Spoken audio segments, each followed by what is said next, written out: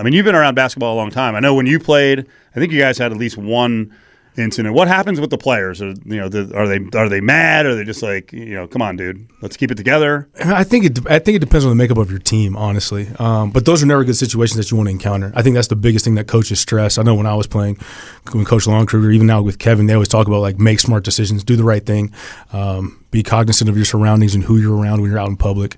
Not just because of the individual, but how that's going to impact your teammates, that impacts the university, impacts the coaches, and just it's an outward facing entity. And so I think that's the biggest thing. But for me, when I was playing, I mean, we had a situation with former Rebel Marcus Lawrence, Bishop Gorman Grab. He had a situation, and it's one of those things as players you're like, you try to grasp what happened because it's guys go out. Obviously, I think it's more. It's probably more focused on here a little bit because it's Las Vegas and kind of the reason that they didn't want to bring NCAA tournaments here and all those kinds of things with the Raiders coming in. But I think the biggest things with teammates, you just want to put your arms around those guys and protect them. And I know that's what the case was for us. We didn't have all the details of what happened when Marcus was our teammate and he had a situation come up. But I think the situation that happens now is you have to be very cognizant of what takes place and what you say, especially when a legal matter comes up because you don't know all the details. Right. And so I think it's what you guys put out with Coach Kevin Kruger said in terms of we're not sure what's going to happen or how it's going to play out. I think that's regardless of if it's you guys here at Lotus or if it's us on a site somewhere else, they always have to let those things play out because it's not always what it seems to be on the surface level. Yeah, I would assume, too, it's a little different dynamic if it's like a one-off event where a guy gets in trouble. Right. And then, of course, you move on from there. We know that the Rebel teams in the past have had guys that continuously find themselves in issues. And, like, the player policing dynamic, I would assume, grows. And that if, like, there's one guy who keeps doing it, at some point you guys have to get involved and be like, dude, come on. Yeah, and I think it's the biggest thing. So I remember I think it was my freshman year. I mean, Coach Kruger kicked somebody off the team like probably this time of the year, maybe a little early, like mid-September, gone right away, failed a drug test. You're like, oh, he's not playing around. So then you're like, okay, let's reel it in a little bit. But then when you get those guys that have the repeat offenders that show up late to practice, or they're slacking off, not going to class, and you're like, come on, man, you're making us all run. Like the first time we'll let it slide, but when you're a repeat offender, it's over and over. You're like, Shh. Now, what do we do in those situations? And that's when the guys kind of police themselves, and that's when you see either you're going to have a team that fractures or a team that really sticks together. But typically, I know in my case, Emmanuel Adefe got kicked off after the first game of the season because he was mad because he wasn't getting playing time.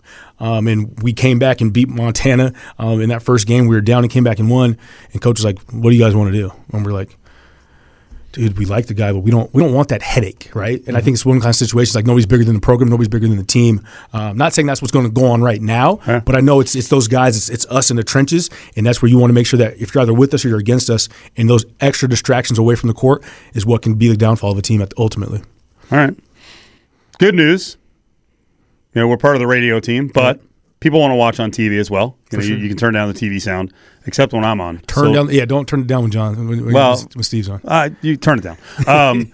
But all 30 games this year will be televised. There were a couple of blackout games last year, and most importantly, all the conference games, all 18 have been picked up by CBS, Sportsnet, or FS1. There's 5 games that were not picked up overall in the season, and those will be on Silver State Sports and Entertainment Network. So the fact that all of the conference games got picked up. I think the UNLV and San Diego State are the only team that has all 18 games. You know what's crazy? Boise State only has 12 of their 18 games on, and I think Boise State is actually the favorite to win the conference. Just my opinion. Yeah. I'm going to keep pounding this. I love Leon Rice. Not really. But he's a good coach, and he's got an experienced team coming back. But, only 12 of their 18 games got picked up.